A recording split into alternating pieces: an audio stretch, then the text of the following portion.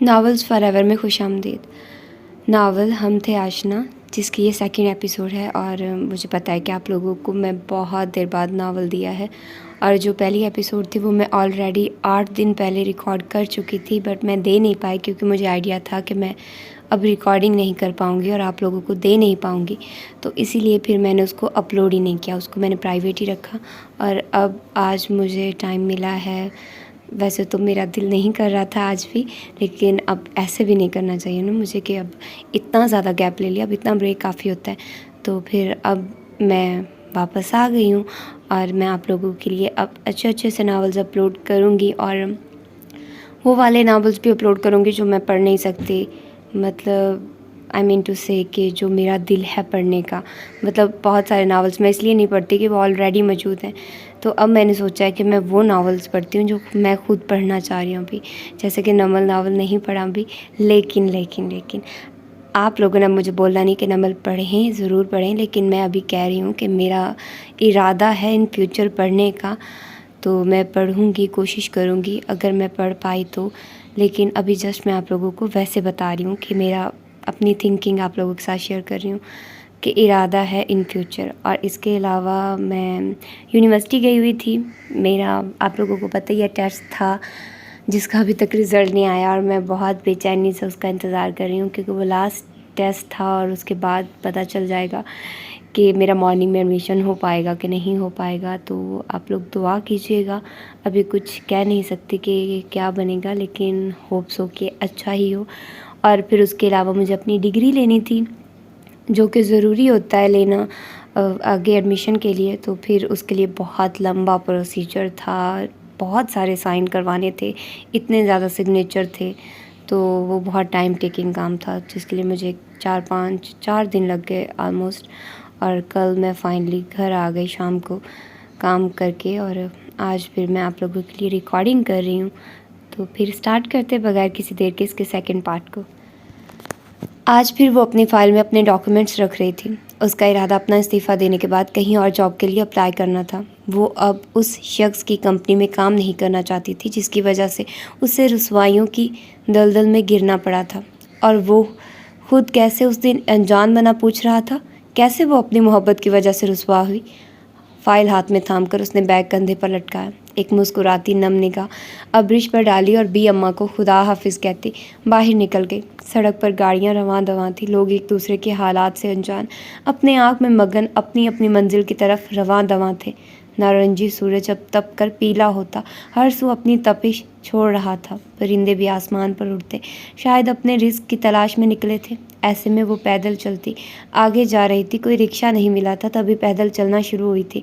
अभी उसे चलते 5 मिनट ही हुए थे जब पीछे आज से आते रिक्शे के हॉर्न को सुनकर वो रुकी और फिर रिक्शे के करीब आकर रुकते ही उसमें बैठकर अपनी कंपनी का एड्रेस समझाते बाहर देखने लगी। 25 मिनट बाद रिक्शे वाले को किराया अदा करके वो कंपनी में दाखिल हो रही थी। मिस कुबरा को सलाम करके उसने कदम अपने कैबिन की जानिब बढ़ाए थे। अपने डेस्क पर बैठने से पहले उसकी निगाह हैना पर पड़ी थी, जो उससे निगाह मिलते ही करती रुख बदल गई थी। जंजबील ने एक तासुब भरी निगाह उस पर डालते सिस्टम ऑन किया था। उसे हैना से कोई सरोकार नहीं था। उसने जो भी बेबुनियाद तोहमतें जंजबील पर लगाई थी, उसका हिसाब खुदा खुद उससे लेगा। ये सोचकर जंजबील ने उससे कोई बाज़पुर्स नहीं की थी। अपना इस्तीफ़ा टाइप करते उसने प्रिंट निकाला था। अभी वो अपने साइन करके फारिग ही हुई थी जब सामने से माहिर आता दिखाई दिया था। मिस खान, कैसी हैं आप? माहिर ने खुश दिली से पूछा था। उसे यहाँ देखकर माहिर को खुशी हुई थी। मैं ठीक हूँ सर, आप कैसे हैं? जंजबील ने नरम लहजे में पूछा। मैं आपके सामने हूँ, देख ले कैसा हूँ, माहिर ने हंसकर कहा। तो जंजबील ने उसे बगौर देखा। वो आज उसे बहुत खुश लगा था और उसकी खुशी चेहरे से छलक रही थी। आज आप बहुत खुश लग रहे हैं। जंजबील ने खुशी की वजह नहीं पूछी थी कि वो ये उसका अपना ज़ाती मामला था। हाँ, आज मैं बहुत खुश हूँ। जानती हो क्यों? क्योंकि मुझे मोहब्बत हो गई है। अस्पात में सर हिलाता वो आखिर में थोड़ा सा उसकी तरफ झुककर राजदाराना अंदाज में बोला। तो जंजबील के होंठों पर मुस्कुराहट छाई। रियली? तो इस मोहब्बत को जायज़ रिश्ते में कब बदल रहे हैं? जंजबील ने मुस्कुराते लहजे में पूछा। बस जब लड़की हाँ कर दे तभी, माहिर ने की नखियों से उसे देखकर कहा। ओह, तो कब कर रहे हैं उनको प्रपोज? जंजबील ने भी उसकी तरफ झुककर कदर राजदारी से पूछा और इसी वक्त बेहजाद अपनी कैबिन से बाहर निकला था। उसकी निगाह माहिर और उसकी तरफ झुकी संजबील पर पड़ी थी और उसके अब्रू तने थे। कोशिश तो आज की है, बस डर है कि उनके हाथों पिट न जाऊं, माहिर ने बेचारगी से कहा तो संजबील बेसाख्ता हंसी। माहिर तो माहिर, बेजाद भी अपनी जगह थम कर उसकी धीमी मुदर हंसी सुनने लगा था। कितने अरसे बाद वो आज यूँ खुलकर बेफिक्री से हंसी थी। संजबील को तो याद भी नहीं था कि आखिरी बार वो खुलकर कब हंसी थी, और बेजाद वो तो आज इतने सालों बाद उसकी हंसी की आवाज़ सुनकर बेखुद हुआ था। फिक्र मत करिए सर, आप इतने अच्छे और स्वीट हैं, कोई लड़की आपको ना कर ही नहीं सकेगी, संजबील ने हंसी रोककर कहा तो दोनों होश में आए। उसकी बात से जहां माहिर के लब मुस्कुराए थे, वहीं बेहजाद के माथे के बल गहरे और जबड़े वाजे हुए थे। पक्का ना, अपने अल्फाज याद रखिएगा फिर, माहिर ने मायने खीजी से कहा था, जिस पर वो ना समझी से सर हिला गए, जबकि बेहजाद अच्छे से माहिर का मतलब समझ गया था। बेला, मेरे कैबिन में आओ, मुझे कुछ ज़रूरी बात करनी है, वो उसके करीब आकर स्पाट लहजे में बोला था। संजबील का चेहरा उसे देखकर लम्हे में बेतासुर हुआ था। थोड़ी देर पहले की मुस्कुराहट और चहकार गायब थी। आपने आने की जहमत क्यों की सर, इंटरकॉम पे कह देते, माही ने बज़ाहिर सादगी से कहा था, लेकिन अंदाज तंजिया था जिसे बेजाद ने अच्छे से महसूस किया था। मिस्टर माहिर, आपको मुझे बताने की ज़रूरत नहीं है कि मुझे क्या करना चाहिए और क्या नहीं। एम्प्लॉय हैं तो एम्प्लॉय ही बनकर रहिए, मेरे इंस्ट्रक्टर नहीं। एक एक लफ्ज़ चबा कर कहता वो वापस अपने ऑफिस की जानिब पलट गया था। उनकी बात का बुरा मत मानिएगा सर, आज शायद उनका मूड ख़राब है। संजबील ने बेजाद को जाते देखकर बेसाख्ता बेजाद के हक़ में सफाई दी थी। उनका मूड ठीक कब रहता है, खैर आप जाइए वरना आपको भी डांट पड़ जाएगी, माही ने नरमी से कहा तो वो अपने हाथ में प्रिंट शुदा इस्तीफ़ा थामती चादर कंधों पे दुरुस्त करती बेजाद के ऑफिस की जानी बढ़ी। दस्तक देकर वो अंदर दाखिल हुई तो नज़र बेजाद की पुश्त से टकराई, जो ग्लास विंडो की तरफ रुख किए बाहर नजर आती सड़क पे चलती गाड़ियों को देख रहा था। जाने किन सोचों में गुम था जो पलटकर उसे नहीं देखा था। एक्सक्यूज़ मी सर, संजबील ने टेबल के पास रखी विजिटर चेयर्स के पास रुककर उसे मुखातिब किया। बैठिए। बेजाद गहरा सांस भरकर उसकी तरफ पलटा और अपनी कुर्सी पर आकर बैठा। मैं यहाँ बैठने नहीं आई सर, इस्तीफ़ा देने आई हूँ। बेजाद जो अभी कुर्सी पर बैठा ही था चौंक कर उसे देखने लगा। मतलब? बेजाद ने अचंभे से पूछा। मतलब ये कि मैं मज़ीद ये जॉब नहीं कर सकती, इसलिए अपना रेजिग्नेशन लेटर देने आई हूँ, संजबील ने स्पार्ट अंदाज में कहकर हाथ में थामा लेटर उसके सामने टेबल पर रखा था। वो किस सब से उसके सामने खड़ी थी वही जानती थी, लेकिन अब उसे कमज़ोर नहीं पड़ना था। बेजाद बगौर उसका चेहरा देख रहा था, जहाँ कोई तासुर नहीं था, बल्कि निगाहें भी टेबल पर टिकी हुई, न जाने वहाँ क्या खोज रही थी। हम अपनी एग्जीबिशन करने जा रहे हैं जिसमें कपड़ों और ज्वेलरी की नई कलेक्शन लॉन्च की जाएगी। मुझे इसी सिलसिले में तुमसे बात करनी थी। बैठो। उसकी बात को नज़रअंदाज करके उससे अपनी बात कहते आखिर में तहकमाना लहजा इख्तियार किया। मैं आपसे कुछ और कह रही हूँ और आप खैर यहाँ पे साइन कर दे। सवाल गंदुम, जवाब चना पाकर उसका जब्त छलकते छलकते बचा था। पहली बात यह कि तुमने शायद कॉन्ट्रैक्ट साइन करते वक्त गौर से पढ़ा नहीं था, जिसमें तुमसे 6 माह का कॉन्ट्रैक्ट किया गया था और 6 माह से पहले तुम ये जॉब नहीं छोड़ सकती। अगर ऐसा करती हो तो जुर्माना अदा करना पड़ेगा। दूसरी बात यह कि अगर तुम वो जुर्माना अदा कर सकती हो तो कर दो और जाओ।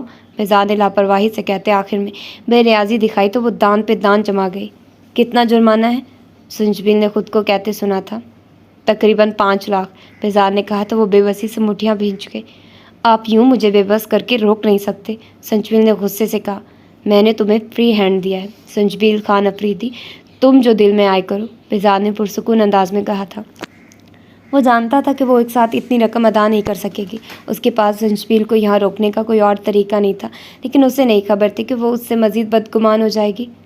हर दफ़ा मुझे बेबस करके मेरा मजाक बनाया आपने। 1.5 माह तो गुजर चुका है, सिर्फ 4.5 माह बाकी हैं, ये भी गुजर ही जाएंगे, लेकिन मैं आपको कभी माफ़ नहीं करूँगी। पहले से भी ज़्यादा नफरत हो गई है मुझे आपसे।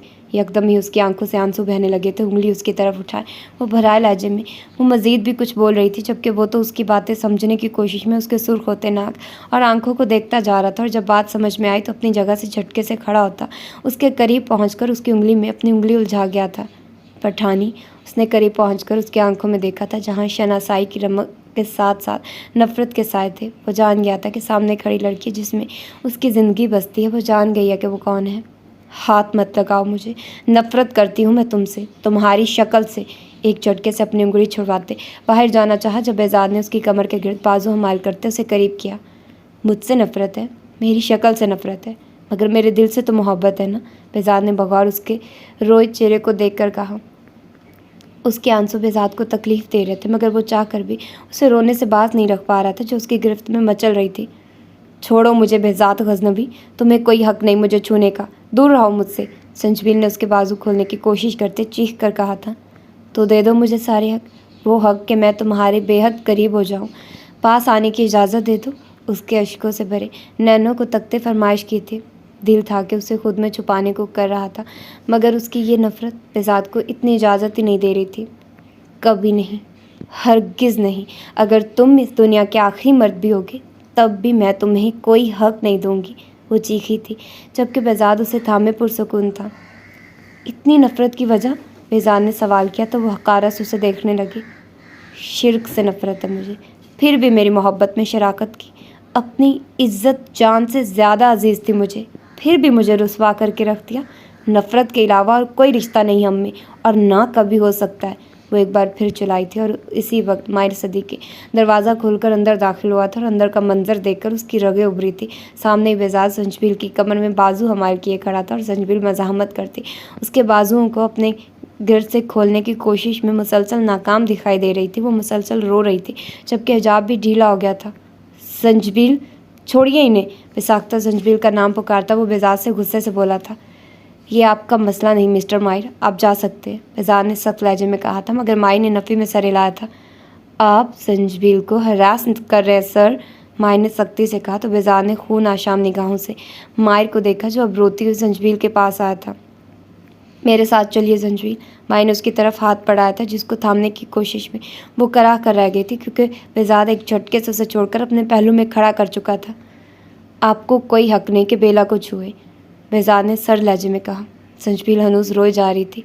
हक तो आपको भी नहीं, फिर क्यों आप इन्हें टॉर्चर कर रहे हैं? मैं कम अज़ कम इन्हें टॉर्चर करने के लिए नहीं ले जा रहा।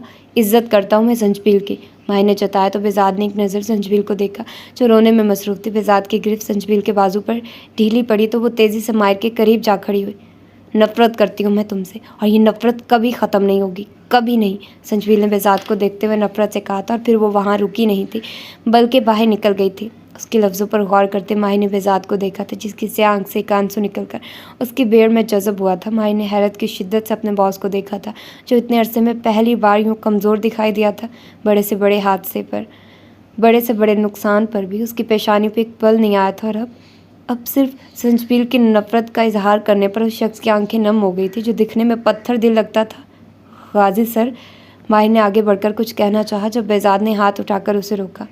वो मुझसे नफ़रत करती है, उस बात की वजह से जो मैंने कभी करना तो दूर उस बारे में सोचा तक नहीं। बगैर मुझे सफाई का मौका दिए मुझे सज़ा सुना दी। ऐसा तो कोई दुश्मन के साथ भी नहीं करता, बेजाद ज़ेरे लब बुड़बुड़ाया था, जबकि माहिर उसकी बात समझने की कोशिश में उलझा था। आप क्या कह रहे हैं? माहिर को बेजाद की हरकत पर गुस्सा था, लेकिन अब उसकी हालत देखते वो मखमसे का शिकार हुआ था। आपको तो खुश होना चाहिए ना, हो गई ख्वाहिश पूरी। सुन लिया ना कि वो नफ़रत करती है मुझसे, तो अब दफ़ा हो जाइए यहाँ से, बेजाद ने चचक कर कहा था, जबकि माहिर को आहत का एहसास हुआ था। वहीं दरवाजे से अंदर दाखिल होते मिर्ज़ा साहब को हैरत का झटका लगा था। वो जितना चाहे खड़ूस सही, लेकिन इतना बदलिहाज हरगिज़ नहीं था। गाजी, ये क्या बदतमीज़ी है? किस तरीके से बात कर रहे हो तुम माहिर से? वो गुस्से से बोलते उसके करीब आए थे। बेजाद सख्त खोता बाप के गले जा लगा था। आंखों से आंसू एक बार फिर बहने लगे थे, जिन्हें रोकना अब उसके बस में नहीं रहा था। वो लंबा चौड़ा मर्द अपने बाप के गले लगा एक छोटे से बच्चे की तरह रो रहा था, जिससे उसकी मनपसंद चीज़ न मिली हो। माहिर दम खुद सा बेजाद को कमज़ोर पड़ते देख रहा था। वो नहीं जानता था कि क्या हुआ था, मगर बेजाद का रोना जाहिर कर रहा था कि वो संजबील से कितनी मोहब्बत करता है। वो एक बार फिर मुझसे दूर हो गई डैड। वो मुझसे नफ़रत करती है, बहुत नफ़रत करती है। वो मुझे देखना भी नहीं चाहती। मैं क्या करूं डैड? मैं उसे फिर से खुद से दूर जाते नहीं देख सकता। बेजाद उसके सीने से लगा बोझल दिल में कह रहा था। हुआ क्या है, मुझे बताओ तो सही। बाहर मैंने संजबील को भी रोते हुए देखा। मिर्ज़ा साहब ने उसे खुद से अलग करके कुर्सी पर बिठाया और एक नज़र माहिर को देखा, जो लब भींचे खामोश खड़ा था। ये मिस संजबील को हरास कर रहे थे, माई ने मिर्ज़ा साहब से कहा, तो वो भूखे शेर की तरह उस पर झपटा। दफ़ा हो जाओ यहाँ से, शक्ल गुम करो यहाँ से अपनी। मैं अपनी बेला को हरास करूँगा? मोहब्बत नहीं, इश्क करता हूँ मैं उससे, अपनी जान से बढ़कर उसकी इज्जत करता हूँ। तुम कह रहे हो कि मैं उसे हरास कर रहा था? You bloody! गुस्से में आपे से बाहर होता वो माहिर पर चढ़ दौड़ा था। वो तो शुक्र था कि मिर्ज़ा साहब ने उसे पीछे से थाम लिया था, वरना वो अब तक माहिर के चेहरे पर मुक्का रसीद कर चुका होता। तुम जाओ यहाँ से माहिर, मैं तुमसे बाद में बात करता हूँ। मिर्ज़ा साहब ने बामुश्किल behज़ाद को पीछे करते कहा तो वो लब खींचकर बाहर निकल गया। अब मुझे पूरी बात बताओ कि हुआ क्या है। मेरा बेटा इतना कमज़ोर तो नहीं कि छोटी सी बात पर रोना शुरू कर दे। मिर्ज़ा साहब ने कहा तो वो खुद को संभालता उन्हें शुरू से सारी बात बताने लगा जिसे वो गौर से सुनने लगे थे। वो बाहर आया तो संजबील अपने कैबिन में नहीं थी। अलबत्ता सारा स्टाफ चहमगोइयाँ कर रहा था। अजैना बेज़ाद के डर से बेज़ाद के ऑफिस के करीब ही नहीं आई थी। तभी वो सारे तमाशे से महरूम रह गई थी। माहिर संजबील को वहाँ ना पाकर नीचे की तरफ भागा था। मिस कुबरा से पूछने पे पता चला कि वो बाहर निकली है। तभी वो भी बाहर को भागा था। सड़क पर आ जाने के बाद भी वो उससे नहीं मिली थी। तभी वो सड़क की उस तरफ को मुड़ा था जो संजबील के घर की तरफ जाती थी। 5 मिनट तक मुसलसल भागने के बाद संजबील उसे तेज़ कदमों से चलती नजर आ गई थी। वो तेज़ कदमों से उसके करीब पहुँचता उसे आवाज़ देकर रोक गया था। संजबील, कहाँ जा रही हैं आप? माहिर ने उसके करीब रुककर टाई की नॉट ढीली करते अपना फूला सांस बहाल करते पूछा था। मुझे अकेला छोड़ दे इस वक्त, मुझे किसी से कोई बात नहीं करनी। आज बेज़ाद की हरकत और उसके अंदाज ने संजबील को खौफजदा कर दिया था जिसके बायस उसकी बेज़ाद से नफरत मज़ीद बढ़ गई थी। बात किए बगैर मैं आपको जाने नहीं दूंगा संजबील, चले मेरे साथ, तहम्मुल से बैठकर बात करते हैं। मायने उसे बाजू से थामने की कोशिश की तो वो एक झटके से पीछे हुई जिस पर मायने ने लब भींचते हाथ पीछे किया। बगैर इनकार किए मेरे साथ चलिए, माही ने सख्ती से कहा तो उसने नम आंखों से उसकी जानिब देखा जो चेहरे पर सख्ती तारी किए संजबील को ही देख रहा था। संजबील की नम आंखों को देखते माहिर को अपना आप उन भूरी आंखों में डूबता महसूस हुआ था। माहिर नज़रें चुराता मुड़ा तो वो चुपचाप उसके पीछे चल दी। वो उसे कंपनी के पास मौजूद रेस्टोरेंट ले आया था। फैमिली कैबिन बुक करवाकर उसे बिठाया और ख़ुद भी उसके सामने बैठा। अब बताइए मुझे क्या हुआ था? माही ने उसके आंसुओं से भीगे चेहरे को देखकर संजीदगी से पूछा। संजबील ने उसके नरम रवैये पर आंसू पोंछते उसे बेज़ाद के कैबिन में जाने से लेकर हर बात बता दी थी, सिवाय इस बात के कि वो लोग एक दूसरे को बहुत पहले से जानते और ना सिर्फ जानते हैं बल्कि बहुत अच्छे से जानते हैं। आप ये जॉब क्यों छोड़ना चाहती हैं? माही ने हैरत से इस्तफार किया था। संजबील का सैलरी पैकेज बहुत अच्छा था, फिर वो क्यों जॉब छोड़ रही थी? मेरी कोई ज़ाती वजूहात है, मैं बस बेज़ाद गजनवी की कंपनी में काम नहीं कर सकती, संजबील ने दो टोक कहा। वो अब कुछ पुरसुकून हो चुकी थी। क्या वो आपको हरास करते हैं? ये सवाल पूछते हुए माई ने शिद्दत से दुआ की कि वो इनकार कर दे। नहीं, लेकिन मैं यहाँ काम नहीं करना चाहती, संजबील ने फ़ौरन से पेशतर इनकार किया था जिस पर माही ने गहरा सांस भरा था। यहाँ काम नहीं करेंगे तो जुर्माना अदा करना पड़ेगा और फिर इतनी जल्दी आपको काम कहाँ से मिलेगा? आपकी एक छोटी बेटी है, उसका सोचिए, माही ने उसको समझाया। मगर मैं बेज़ाद के साथ काम नहीं कर सकती, संजबील ने बेबसी से कहा। ठीक है, आपके जुर्माने के पैसे मैं अदा कर दूंगा, लेकिन इतनी जल्दी आपको नौकरी कहाँ से मिलेगी? माही ने कहा तो वो फ़ौरन नफ़ी में सर हिला गई। मैं आपसे पैसे नहीं ले सकती सर, मैं जल्दी कोई जॉब ढूंढूंगी, छोटी मोटी ही सही, संजबील ने कहा तो माही ने गहरी निगाहों से उसे देखा। मुझसे क्यों नहीं ले सकती? माही ने पूछा। मेरा आप पर कोई हक नहीं और फिर मैं इतने पैसे जल्दी वापस नहीं कर सकती, संजबील ने नज़रें चुराते कहा। अगर आप चाहें तो हक ले सकती हैं और फिर आपको पैसे भी वापस नहीं करने पड़ेंगे, माही ने मायनी खेजी से कहा तो वह अचंभे से उसे देखने लगी। मतलब? उसने अपनी हैरत को ज़बान दी थी। मतलब ये कि मैं आपको पसंद करता हूँ संजबील, और आपसे शादी करना चाहता हूँ। माही ने उसका हाथ थाम कर अपने दिल की बात कही तो वो कहीं सानिया उसे देखती रही, मगर फिर एक झटके से अपना हाथ छुड़ा गई। इससे पहले कि वो कुछ कहती वेटर अंदर दाखिल हुआ। माही ने 2 कॉफ़ी लाने का कहा तो वो वापस चला गया। आपको मुझ पर तरस खाने की ज़रूरत नहीं है सर, संजबील ने स्पार्ट अंदाज में कहा। मैं तरस नहीं खा रहा संजबील, मैं सच में आपको पसंद करता हूँ और मैंने अपनी अम्मी से भी बात कर ली, वो राज़ी हैं और आपसे मिलना भी चाहती हैं, मगर मैंने ही रोक रखा था कि पहले आपसे बात कर लूँ। मैं जानता हूँ ये सही वक्त नहीं है, लेकिन मैं इससे ज़्यादा इंतज़ार नहीं कर सकता। माहिर अनुज संजीदा था। मैं तलाक याफ्ता और मेरे दिल में किसी की कोई गुंजाइश नहीं, संजबील ने उसे एक तल्ख हकीकत से रोशनास करवाया। मैं जानता हूँ और ये भी कि आप अपने शौहर से बहुत मोहब्बत करती हैं, लेकिन मुझे फ़र्क नहीं पड़ता, मेरी मोहब्बत का दामन इतना वसी तो है कि आपको हर कमी समेट लें। और जहाँ तक रही आपके दिल में गुंजाइश की बात, तो फ़िक्र मत करिए, आपके दिल में अपनी जगह बनाना मेरा काम है, और अगर फिर भी जगह ना बनी तो मेरी मोहब्बत हम दोनों के लिए काफ़ी होगी, माहिर मतानत से कह रहा था। उसके लहजे में सच्चाई थी। मैं आपके लायक नहीं हूँ माहिर सर, संजबील का लहजा नम हुआ था। आप किस लायक हैं और किस लायक नहीं, इस बात का फ़ैसला मुझे करने दीजिए। मैं ज़ोर ज़बरदस्ती नहीं कर रहा, लेकिन एक मशवरा ज़रूर दूंगा कि मुझे चुन लीजिए। मेरे जैसा शरीफ आदमी आपको फ़ोन की टॉर्च लेकर ढूंढने से भी नहीं मिलेगा, माही ने संजीदगी से कहते आखिर में शरारत से कहा तो वो रोते रोते हंस दी। मैं आपको ऐसे ही खुश देखना चाहता हूँ संजबील, माही ने गमगीर लहजे में कहा तो वो नज़रें चुराने पर मजबूर हुई। आप सोचने के लिए वक्त ले लें संजबील, अगर मुझे अच्छा लगेगा, अगर आप हाँ कहेंगी तो। बाकी बेज़ाद गज़नवी की तरफ से आपको परेशान होने की ज़रूरत नहीं है। आप कंपनी में नहीं आना चाहती तो मैं जुर्माना अदा कर दूँगा, और ये कोई शर्त नहीं है कि मैं जुर्माना अदा करूँगा तो आपको मुझसे शादी करनी होगी। शादी का फ़ैसला आपको अपने दिल से करना है, मेरा एहसान उतारने को नहीं। इन पैसों का आपके फ़ैसले से कोई लेना देना नहीं। आप जितना वक्त चाहें लें, मैं आपके फ़ैसले का इंतज़ार भी करूँगा और एहतराम भी। भाई ने संजीदगी से कहते उसे कॉफ़ी की तरफ इशारा किया, लेकिन वो चुपचाप बैठी रही। हलक में फंसे आंसुओं के गोले ने उसे कुछ भी बोलने और कॉफ़ी पीने से बाज रखा था। जब संजबील ने काफ़ी देर कॉफ़ी को हाथ भी नहीं लगाया तो माहिर गहरा सांस भरता उठा। मेन्यू कार्ड में बिल रखा और संजबील को देखा, जो अब भी नज़र झुकाए बैठी थी। चलो मैं आपको ड्रॉप कर देता हूँ, माही ने कहा तो वो सर हिलाती उठी और उसके पीछे ही निकली। माहिर उसे लिए अपनी गाड़ी के पास आया था। उसे फ्रंट सीट पर बिठाकर वो खुद ड्राइविंग सीट पर बैठा और गाड़ी कंपनी की पार्किंग से निकाल लाया था। दूसरी जानिब बेज़ाद गज़नवी जो पार्किंग में गाड़ी लेने आया था, संजबील को माहिर की गाड़ी में फ्रंट सीट पर बैठे देखकर तैश में आया था। वो उनकी जानिब बढ़ा था, लेकिन तब तक वो लोग जा चुके थे। गुस्से से खौलता वो गाड़ी में बैठता घर की जानिब रवाना हो गया था। घर पहुंचकर वो सारा वक्त कमरे में बंद रही थी। अबरीश भी अम्मा के पास थी। सारा वक्त वो माहिर और बेज़ाद के बारे में सोचती रही थी। एक वो था जिससे उसने बेतहाशा मोहब्बत की थी, मगर बदले में रुसवाई और धोखा उसके हिस्से में आया था, और दूसरा वो था जो उससे मोहब्बत का दावेदार था और उससे शादी भी करना चाहता था। संजबील को समझ नहीं आ रहा था वो क्या करे।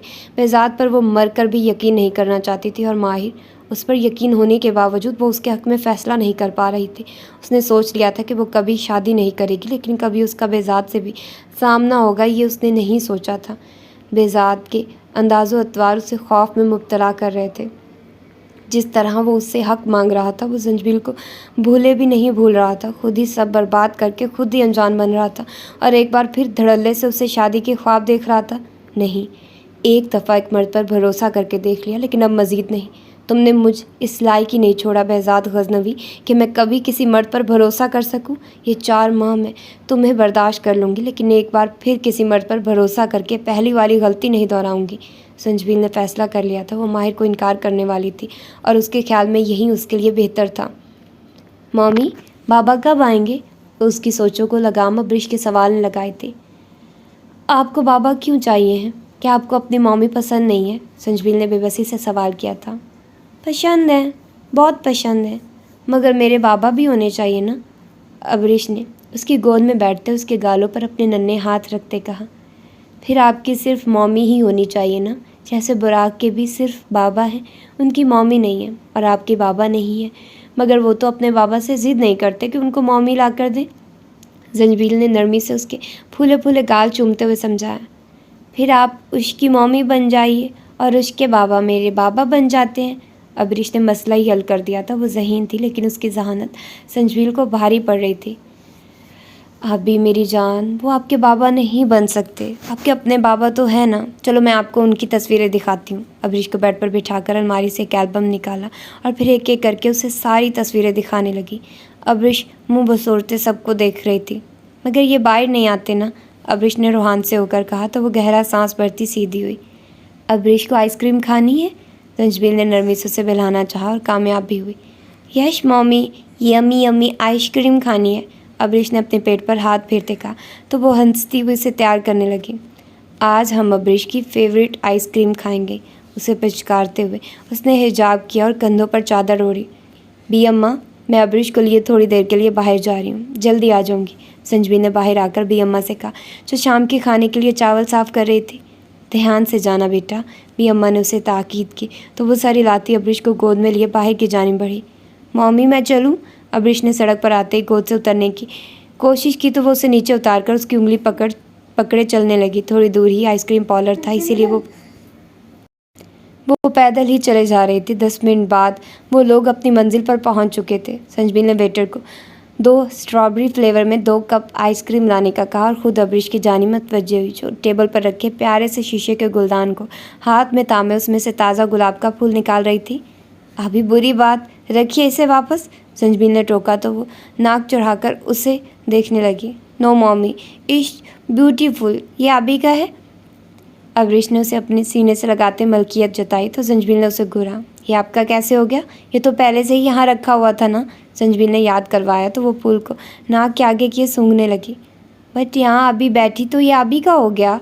अब्रिश की बेनियाजी अरूज पर थी। इससे पहले कि वो कुछ कहती, अचानक अब्रिश के साथ वाली कुर्सी पर कोई आकर बैठा। संजबील की नज़र उस वजूद पर उठी तो वहीं साकित हो गई। उसे यकीन नहीं आ रहा था कि जो वो देख रही है सच है। वो शख्स अपनी शैतानी मुस्कुराहट के साथ उसे ही देखता। अब्रू अचकाए हुए था, जैसे पूछ रहा हो, मेरा आना कैसा लगा। वो ऑफिस से आने के बाद कमरा बंद हो गया था, खाना भी नहीं खाया था और ना ही बराक से मिला था। बराक कितनी ही देर उसका दरवाज़ा खटखटाता रहा, लेकिन उसने दरवाज़ा नहीं खोला था। मिर्ज़ा साहब से बात करके उसका दिल हल्का हुआ था, मगर संजबील की आंखों में अपने लिए नफ़रत देखकर वो टूट सा गया था। जिस इंसान को शिद्दत से चाहा हो, जिसके मिलने की हर पल दुआएं मांगी हों, उस इंसान की आंखों में अपने लिए नफ़रत देखना आसान तो नहीं होता ना। कितने ही घंटे वो अपने कमरे में बंद खुद एहतसाबी के अमल से गुजरता रहा था और उस वजह को ढूंढने की कोशिश करता रहा था जो संजबील की उसके लिए नफ़रत का सबब थी। लेकिन उसे अपना कोई भी अमल याद नहीं आया जिससे उसे लगता कि संजबील अपनी नफ़रत में हक बजानिब है। शाम 5 बजे के करीब उसके कमरे का दरवाज़ा फिर से खटकने लगा था। इस दफ़ा बुराक के साथ मिर्ज़ा साहब भी थे। बेजार ने दरवाज़ा खोला तो बुराक और मिर्ज़ा साहब तेज़ी से अंदर आए थे। वो जाकर खिड़की के पास खड़ा हो चुका था। शायद दोनों में से किसी का सामना नहीं करना चाहता था। इनको बता दें दादू, मैं इनसे नाराज़ हूँ, बुराक ने ऊंची आवाज़ में मिर्ज़ा साहब से कहा था। और क्यों नाराज़ हैं आप अपने बाबा से? मिर्ज़ा साहब ने पोते को देखकर लब दबाते इस्तफार किया। क्योंकि ये मेरी बात नहीं मानते। कब से दरवाज़ा बजा रहा हूँ मगर ये खोल ही नहीं रहे थे, बुराक ने खफकी से कहा तो बेजाद उसकी तरफ पलटा। आप मेरे नहीं, मैं आपका बाप हूँ। बेजाद ने उसे घूरा तो वो कंधे झुका गया। बाप ऐसे अपने बच्चों को इग्नोरेंस मूड पर लगाकर नहीं छोड़ देते। पता है कितना परेशान हो गया था मैं, बुराक के लहजे में बेजाद के लिए फिक्र दराई थी। आई एम सॉरी, आइंदा ऐसा नहीं होगा। अब नाराज़गी छोड़िए, बेजाद ने उसके सामने घुटनों के बल बैठते उसे मनाने की कोशिश की। हाँ, कुछ लेन देन की बात करें तो शायद आपका मसला हल करने के बारे में सोचा जाए, बुराक ने बेनियाजी दिखाई तो बेजाद ने खफीफ से अंदाज में मिर्ज़ा साहब की जानिब देखा। भाई ये तुम बाप बेटे का मसला है, तुम लोग ही जानो। वह अपना दामन बचाते कमरे से निकल गए थे। अब कैसे मानेगा मेरा चैम्पियन, बेजाद ने उसी से पूछा जो खफा खफा सा खड़ा था। बस 2 विशेज़ पूरी कर दें और आइसक्रीम खिला दे, बुराक ने झट से अपनी डिमांड बताई। आइसक्रीम खाने तो अभी चलते हैं और साथ में विशेज़ भी बता दें अपनी, बेजाद ने उसकी तरफ हाथ बढ़ाते कहा, जिसे उसने खुश दिली से थाम लिया। वो लोग कमरे से निकलते बाहर की जानिब बढ़े। पहली विश ये कि मुझे अभी चाहिए, हमेशा के लिए, बुराक की ख्वाहिश सुनकर उसका कार का दरवाज़ा खोलता हाथ रुका था। और दूसरी विश, बेजाद ने संजीदगी से पूछा। बुराक को गाड़ी में बिठाकर खुद ड्राइविंग सीट संभाली और गाड़ी का रुख आइसक्रीम पार्लर की तरफ कर दिया। दूसरी विश ये कि आप संजबील आंटी को मेरी मम्मा बना दें। बुराक की दूसरी ख्वाहिश सुनकर एक अजियतनाक मुस्कुराहट ने उसके लबों का अहाता किया था। वो शायद नहीं जानता था कि उसकी दोनों ख्वाहिशें एक दूसरे के साथ जुड़ी हैं। अब्रिश हमेशा के लिए इस घर में आ जाती अगर संजबील उससे शादी कर लेती। आपको मम्मा की याद आती है? बुराक का चेहरा उसकी माँ के जिक्र पर फीका पड़ा था। वो मुझे कभी भूली ही नहीं, वो तो मेरे दिल में रहती हैं। फिर याद आने का क्या सवाल? मैंने इसलिए कहा क्योंकि मुझे पता है आप संजबील आंटी को लाइक करते हैं, बुराक ने कहा तो बेजाद साकित सा उसे देखने लगा। आपने किसने कहा? बेजाद ने बामुश्किल अपने तासुरात काबू में किए थे। डोंट यू लाइक हर? बेजाद ने सादगी से पूछा। आई लव हर, बेजाद ने खुद कहते सुना था। बुराक गहरा मुस्कुराया था। I knew it. फिर आप उनसे शादी कर लें, इस तरह वो और अब्रिश हमेशा हमारे साथ रहेंगी, बुराक ने चहकर कहा तो वो सर हिला गया। मशवरा देना आसान था मगर संजबील से शादी करना कितना मुश्किल था, ये कोई बेजाद गजनवी से पूछता। चले उतरे। गाड़ी को आइसक्रीम पार्लर के सामने रोककर उसने बुराक से पूछा। बुराक उतरा तो उसने गाड़ी पार करके वो बुराक का हाथ थामे अंदर की जानिब बढ़ा था। वो अंदर दाखिल हुआ ही था जब उसकी निगाह सामने बैठी अब्रिश की जानिब उठी, जिसका रुख उनकी जानिब था, जबकि उसके सामने बैठी लड़की यकीनन संजबील थे। बेजाद की तरफ उसकी पुश्त थी। अब्रिश के साथ वाली कुर्सी पर एक मर्द बैठा था जो मुस्कुराता हुआ संजबील से कुछ कह रहा था, लेकिन क्या, ये वो इतनी दूर से समझ नहीं पाया था, ना ही संजबील का चेहरा देख पाया था। वो तो संजबील को एक मर्द के साथ यहाँ देखकर साकित रह गया था, चूँकि वो ये भी जानता था कि उनके घर में कोई मर्द नहीं है। फिर ये कौन था? लगता है कि हमको देखकर खुशी नहीं हुआ तुम्हें, सामने बैठे शख्स ने दाढ़ी खुजाते तमस्खुराना अंदाज में कहा तो संजबील होश में आती अब्रिश को देखने लगी जो सामने बैठे शख्स के पास बैठी थी। यूँ पत्थर क्यों बन गया है तुम? भाई हमें इस परी से तो मिलाओ ना, उसने अब की बार अबरीश की तरफ रुख करते उसके सर पर हाथ रखा तो अबरीश फूल छोड़े उसे देखने लगी। दूर रहो उससे, वो दबा दबा सा चिल्लाई थी। सामने बैठा पठान नैनो नकुश और सुर्खों सफ़ेद रंगत का हामिल शख्स था, जिसकी दाढ़ी मुट्ठी भर थी और मूंछें नॉर्मल सी ही थी। अरे हम क्यों दूर रहे? ये वही गंदा खून है ना जिसे लेकर घर से फरार हुआ था तुम? अब की बार उस शख्स ने नफरत से फनकारते हुए कहा। बकवास बंद करो अपनी बेटी के बारे में एक लफ्ज़ नहीं सुनूंगी मैं। गंदी तो तुम्हारी सोच है मुराद खान, जो इस मासूम को भी नहीं बख्श रहे। संजबीन ने सर लहजे में कहा और उठकर अबरीश को गोद में उठा लिया। बेअक्ल औरत, तुझे इतना नहीं पता कि शौहर से कैसे बात करते हैं? मुराद खान ने उसका बाजू सख्ती से जकड़ते घर आकर कहा। बेअक्ल तो तुम हो मुराद खान, जो ये भूल गए कि मेरे शौहर नहीं हो तुम।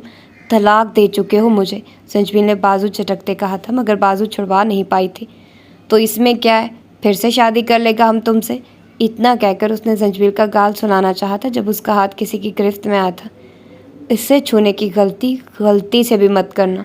बेजान ने तनबीह करते उसे सर निगाहों से देखा था, जबकि अपने सामने दराज कद सोबर से बेजाद गजनवी को देखते मुराद ने अब्रू अचकाते मायनी खेजी से संजबील को देखा था और उसकी इस हरकत पे चश्मे के पीछे छुपी बेजाद की आंखों में गुस्से की शदीद लहर दौड़ी थी। ना समझ तो नहीं था कि उसके इशारे का मतलब ना समझता। अपनी औरत को छू रहा है हम, तुझे क्यों तकलीफ़ हो रहा है? मुराद खान ने एक बार फिर संजबील को छूना चाहा, मगर बेजाद के एक ही मुक्के ने उसे दिन में तारे दिखा दिए थे। वो लड़खड़ा कर पीछे हुआ था। तेरी औरत कहाँ से हो गई? खरीद कर लाया है क्या? उसी के अंदाज में कहते बेजाद ने उसे कॉलर से दबोचते खड़ा किया था। मुराद खान की अचरक ज़मीन पर पड़ी अपनी किस्मत को कोस रही थी। हमारा बीवी है ये, तू कौन है जो हमसे लड़ रहा है? फिर मुराद खान ने उसके हाथ झटकते कहा। बेजान ने बेयकीनी से संजबील को देखा था, जिसने उसके देखने पर नफ़ी में सर हिलाया था। आंखों में ढेरों आंसू थे, जिन्हें वो रोकने की कोशिश में हलकान हो रही थी। मैं बीवी नहीं हूँ इसकी, तलाक दे चुका है ये मुझे, संजबील ने भीगे लहजे में अबरीश को थपकते हुए कहा, जो रोना शुरू कर चुकी थी। सुन लिया, फिर अब किस बात पे रोब झाड़ रहे हो? बेजान ने एक थप्पड़ खींचकर मुराद खान के चेहरे पर दे मारा था। ऐसा नहीं था कि मुराद कोई कमज़ोर शख्स था या बुज़दिल, वो एक हट्टा कट्टा दराज कद शख्स था। बस बेजाद के अचानक हमले पर वो संभल नहीं पाया था। हम जिस बात का भी रोब झाड़े, तुम कौन होता है हमसे पूछने वाला? हम फिर इससे शादी करेगा, तू फिर क्या कर लेगा? मुराद खान ने घसीले अंदाज में कहते बेजाद को मुक्का मारने की कोशिश की थी, मगर बेजाद चौकन्ना था, तभी अपने हाथ में उसका मुक्का रोक गया था। मैं तेरी हड्डियां तोड़कर कुत्तों को खिलाऊंगा, तल्ख लहजे में कहते उसने यके बाद दीगरे दो घूंसे उसके पेट में जुड़े थे। मुराद कराहता हुआ ज़मीन पर घुटनों के बल बैठता चला गया था। वो कैसे बर्दाश्त कर लेता कि कोई उसकी बेला की तरफ मैली आंख से देखता? आइसक्रीम पार्लर का मैनेजर भी वहाँ आ चुका था और मामला रफा दफा करवाने की कोशिश कर रहा था। हम तुम्हें छोड़ेगा नहीं, मुराद खान कुछ नहीं भूलता। बेजान ने मुराद खान की आवाज़ सुनकर उसकी तरफ रुख किया था, जो उसे पलटता देखकर पीछे को खिसका था। नाक से मुसलसल खून बह रहा था, जिसे वो अपनी आस्तीन से साफ करने की कोशिश कर रहा था। मैं चाहता भी नहीं कि तू बेहजाद गजनवी को भूले, हमेशा याद रखना मुझे, उसने कहकर एक तल्ख निगाह मुराद खान पर डाली और संजबील की गोद से अबरीश को अपनी गोद में लेता वो एक हाथ से संजबील का हाथ थामता बाहर की जानिब बढ़ा था। इट्स नॉट फेयर बाबा, मैं भी आपके साथ आया था, मुझे भूल गए हैं आप? बुराक, जो तब से खामोश खड़ा अपने बाप को उस शख्स से लड़ते देख रहा था, अब उसे अबरीश और संजबील के साथ जाते देखकर सदमे से बोला था। उसकी आवाज़ सुनकर संजबील ने उसकी तरफ देखा और फिर अपना हाथ आगे बढ़ाया, जिसे वो तेज़ी से आगे बढ़कर थाम गया था। वो सब इकट्ठे ही बाहर आए थे और वहाँ से बेजाद उन्हें करीबी रेस्टोरेंट ले गया था। फैमिली कैबिन बुक करवाकर उसने अबरीश को बुराक के साथ 3 सीटर सोफ़े पर बिठाया और ख़ुद भी उनके साथ बैठा। उसके सामने 2 सीटर सोफ़े पर संजबील बराजमान थी, जो अब खुद को कंपोज कर चुकी थी, अलबत्ता आंखें अब भी नम थी। कौन था वो? बेजान ने संजीदगी से पूछा था। इतना तो वो जान गया था कि वो संजबील का साबका शौहर था, मगर अब उसके मुंह से पूरी हकीकत सुनना चाहता था। सुना नहीं था क्या? शौहर था मेरा, तलाक हो चुकी है हमारी, संजबील ने फाड़ खाने वाले लहजे में कहा। ये दुख किस बात का है? उसने तलाक दे दी, इस बात का? या वो वापस फिर से शादी करने आ गया, इस बात का? बेजान ने अब्रू अचकाते इस्तफार किया तो उसका दिल किया कि सामने रखा गुलदान से बेजाद का सर फोड़ दे। मुझे जिस भी बात का गुस्सा हो, तुम्हें फ़िक्र करने की ज़रूरत नहीं है, संजबील ने तीखे लहजे में कहा तो वो फरमाबरदारी से सर हिला गया। मुझे पूरी बात जाननी है बीला, थोड़ी देर की खामोशी के बाद बेजान ने कहा था। इससे पहले कि संजबील को जवाब देती अचानक नॉक करके वेटर अंदर दाखिल हुआ था। बेजान अपनी मर्ज़ी का ऑर्डर लिखवाया। आपकी मिसेज़ क्या लेंगी सर? वेटर ने अदब से पूछा तो जवाब, जहाँ बेजान ने सर नीचे झुकाते हंसी दबाई, वहीं संजबील का बस न चला कि वेटर का तया पांचा कर दे। बीवी नहीं हूँ मैं इनकी, वो तकरीबन चीख ही उठी थी, जिस पर अब्रिश ने अपने दीदे अपनी माँ पर टिकार फिर बुराक की तरफ झुकी। मम्मी एंगी क्यों है? अब्रिश ने सरगोशी से भी अंदाज में पूछा। मम्मी बाबा से नाराज़ है ना, इसलिए। बुराक ने अपनी तरफ से उसे सॉलिड रीज़न दी थी। मम्मी नाराज़ क्यों है? अब्रिश ने फिर पूछा। क्योंकि मम्मी नहीं चाहती कि मेरे बाबा अब्रिश के भी बाबा बन जाए। बुराक ने मुंह लटकाया अब्रिश से कहा तो अब्रिश ने खफा नज़रों से संजबीर को देखा जो वेटर को घूर रही थी। सॉरी मैम, मगर आपके साथ आपके बच्चे भी थे तो मुझे लगा कि, वेटर ने हड़बड़ाते हुए सफाई देनी चाहिए। तो इसका मतलब ये नहीं कि किसी के भी साथ बच्चे होंगे तो वो मियाँ बीवी ही होंगे। ये इनका बच्चा और ये मेरी बच्ची है, मगर ये हम दोनों के बच्चे नहीं हैं, संजबीर ने तेज़ तेज़ लहजे में कहा। वेटर ने हैरत से आंखें फाड़े उसे देखा जबकि बहजाद का छत फाड़ कहका कैबिन में गूंजा था। तो फिर आप लोग शादी कर ले मैम, यूँ ये आप दोनों के बच्चे होंगे। वेटर इतना कहकर रुका नहीं था बल्कि तेज़ी से कैबिन से निकल गया। संजबीर ने गुस्से से दरवाजे को घूरा था। वैसे आइडिया बुरा नहीं है, तुम कहो तो अमल करने के बारे में सोचा जा सकता है। बेजान ने शरारती अंदाज में संजबीर को देखा था, जिस पर वो गुस्से से खौलती गहरे सांस लेती खुद को पुरसकून करने की कोशिश करने लगी। Aunty take deep breath. Burak ने मासूम से अंदाज में हदायत की तो वो उसे घूर भी ना सकी। बुराक आप ही से बातें करें, देखिए वो बोर हो रही है। बेजान ने उसका ध्यान अब्रिश की तरफ करवाया जो टकर टकर उनकी शक्लें देख रही थी। बुराक सर हिलाता अब्रिश की तरफ मुतवज्जे हो गया। एक बात पूछूं संजबीर खान अफरीदी? बेजान ने गुलदान में से फूल निकालकर हाथ में घुमाते पूछा। नहीं, दो टोक इनकार ठां करके आया था, जिस पर वो एक बार फिर हंसा। जैसे तुम इजाज़त नहीं दोगी तो मैं पूछूंगा नहीं, अब्रू अचका कर कहता। संजबीर को एक कांख न भाया था। फारिग नहीं हूँ मैं, जाना है मुझे, वो कहकर एक झटके से उठी थी, मगर उससे भी तेज़ी से बेजार ने अब्रिश को अपनी गोद पर बिठाया था कि संजबीर उसे देख कर रह गई थी। अब्रिश ने अभी आइसक्रीम नहीं खाई और अब्रिश आइसक्रीम खाकर ही घर जाएगी, है ना अब्रिश? अब्रिश को पचकार कर कहते उसने आखिर में सवाल किया। आप भी आइसक्रीम खाकर जाएगी? Mummy ice cream? उसकी बात को दोहराते अब्रिश ने संजबीर से फरमाइश की तो गुस्से से बेजाद को देखा। अब्रिश को लिए बगैर वो जा भी नहीं सकती थी। ये इस वक्त बेजाद की गोद में थी। तन फन करती वो वापस सोफे पर बैठी थी। बुराक फिर से बेजाद की गोद में मौजूद अब्रिश की तरफ रुख किए उसे कोई इंग्लिश पोइम सुनाने लगा था, जिस पर वो नन्हे हाथों से तालियां बजाने लगी थी। तुमने कहा कि मैंने मोहब्बत में शराकत की, जो कि मैंने नहीं की, लेकिन एक पल के लिए मान लेते हैं कि मैंने ऐसा किया। फिर अपने बारे में क्या ख्याल है? क्या तुमने किसी और से शादी करके हमारी मोहब्बत में शराकत नहीं की? बेजार ने कहा तो वो एक पल को खामोश रह गई। मैंने कोई शराकत नहीं की। मेरी शादी मेरे वालिदैन ने करवाई थी, वो भी तब जब मेरे पास उस शख्स की नाम नेहात मोहब्बत का सबूत नहीं था जो वो मुझसे निकाह करके देता। मुझसे मोहब्बत के दावे करके उसने किसी और से शादी कर ली, तो फिर मेरे वालिदैन मुझे कब तक बिठाए रखते? मत भूलो कि हम पठान हैं और पठान लोग बहुत गैरतमंद होते हैं। इज्जत के लिए जान लेने और देने दोनों से गुरेज नहीं करते। एक पल की खामोशी के बाद संजबीर ने कहा तो वो बेयकीनी से उसे देखने लगा। तुमने मोहब्बत में शराकत नहीं की? बेजार ने दो टोक पूछा। नहीं, संजबीर का लहजा पहले से भी मजबूत था। इसका मतलब है कि तुम आज भी मुझसे ही मोहब्बत करती हो? बेजार ने उसकी भूरी कान सी आंखों में झांकते कहा जो उसी पर टिकी हुई थी। मैंने ऐसा नहीं कहा। संजबीर का लहजा धीमा पड़ा था। तुमने कहा कि तुमने मोहब्बत में शराकत नहीं की। इसका मतलब है कि तुम्हारे दिल में मैं अब भी सिर्फ़ और सिर्फ बहजाद गज़नवी है। बहजाद का लहजा अब की बार कुछ जताता हुआ था। संजबीर के पास कहने को कुछ नहीं था। अगर उसकी बात से इनकार करती तो वो भी उस पर इल्ज़ाम लगा देता कि उसने भी मोहब्बत में शराकत की है, और ये इल्ज़ाम तो वो कभी भी खुद पर नहीं लगवा सकती थी। मैं इस बारे में बात नहीं करना चाहती। संजबीर ने मौजू बदलना चाहा था, लेकिन बहजाद आज उसको यूँ जाने नहीं दे सकता था। और आज मैं इस बारे में बात किए बगैर तुम्हें जाने नहीं दूंगा बेला, चाहे फिर सारी रात यहीं बैठना पड़े। बहजाद ने दो टोक कहा तो वो माथा मसलती उसे देखने लगी। इस बारे में बात करने का अब कोई फ़ायदा नहीं, तो फिर क्यों गढ़े मुर्दे उखाड़ रहे हो? संजबीर ने बेबसी से कहा था। फ़ायदे नुकसान की बात कर कौन रहा है? मुझे बस अपने सवाल का जवाब चाहिए। फिर तुम जा सकती हो, मगर आइसक्रीम खाने के बाद। बहजाद ने हुक्मी अंदाज़ अपनाया था, जिस पर वो अब्रिश को देखने लगी जो अब भी बुराक के साथ खेल में मगन थी। माँ को तो जैसे भूल ही गई थी। तभी वेटर हाथ में ट्रे थामे अंदर दाखिल हुआ था, मगर ये वो वेटर नहीं था जो पहले यहाँ आया था। 3-4 फ्लेवर्स की आइसक्रीम टेबल पर सजाकर वो वापस मुड़ चुका था। पूछो क्या पूछना है? संजबीर ने चारों न चार इजाज़त दी तो वो तेज़ी से सीधा हुआ और अब्रिश को सोफे पर मुंतकिल किया। बुराक, अब्रिश को ध्यान से आइसक्रीम खिलानी है। बेजार ने अब राग को ताकीद की तो वो फिर सर हिलाता खुद अब्रिश को आइसक्रीम खिलाने लगा ताकि उसके कपड़े गंदे ना हो। तुम अब भी सिर्फ मुझसे मोहब्बत करती हो? निसार ने बेचैनी से पूछा था। संजबिल कुछ पल उसे देखती रही और फिर एकदम ही फैसला लिया। मैं और माहिर सर शादी कर रहे हैं, संजबिल ने स्पार्ट अंदाज में कहते बेजाद की तरफ देखा जो बेयकीन से उसे देख रहा था। बुराक के भी हाथ चंद पल के लिए रुके थे, लेकिन वो फिर से अब्रिश को आइसक्रीम खिलाने लगा, मगर अब कान उन दोनों की गुफ्तगू पर लगे हुए थे। तुम झूठ बोल रही हो ना? बेजाद ने चटक कर पूछा तो वह नफ़ी में सर हिला गई। मेरे और माहिर सर की शादी में शिरकत करके आपको कोई यकीन आ जाएगा। संजबील इतनी सफाक होगी, बेजाद को यकीन करने में मुश्किल पेश आ रही थी। क्यों कर रही हो उससे शादी? बेजाद ने शौक से निकलते कहा।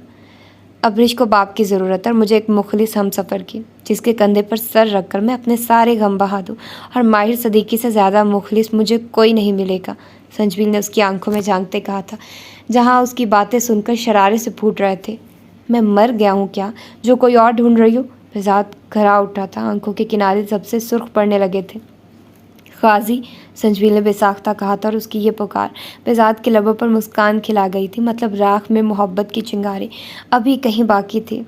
मुझे और ख़ुद को अजियत मत दो। तुम्हारा एक बेटा है, उसके बारे में सोचो, और जो भी तुम सोच रहे हो वो भूल जाओ, क्योंकि तुम जैसा चाहते हो वैसा हरगिज़ नहीं हो सकता। संजबील ने अब जी बार सख्ती से कहा। क्यों आंटी, क्या आप बाबा को पसंद नहीं करती? उन्होंने आपको हर्ट किया तो माफ़ कर दे उनको, मगर मेरी मम्मा बन जाइए ना। मुझे मम्मा की बहुत याद आती है, मगर मैं उनके पास नहीं जा सकता, वरना बाबा अकेले रह जाएंगे, और मैं अपने बाबा को अकेला नहीं छोड़ सकता। बेजाद से पहले बुराक ने अपना रुख संजबील की तरफ करते भीगे लहजे में कहा तो संजबील उसकी बात पर तड़प उठे। आप तो बहुत अच्छे हैं बुराक, आंटी किसी से भी नाराज़ नहीं है, मगर आंटी आपकी मम्मा भी नहीं बन सकती, क्योंकि अब आंटी की भी शादी हो रही है ना। अगर आपको नई मम्मा चाहिए तो आप अपने लिए कोई और मम्मा ले आइए, जैसे आपके बाबा की सेक्रेटरी है ना, वो भी बहुत अच्छी है और आपके बाबा को बहुत पसंद भी है। संजबील ने नरमी से उसके बाल संवारते कहा तो उसकी फजूल गोई पर बेजाद ने उसे घूरा।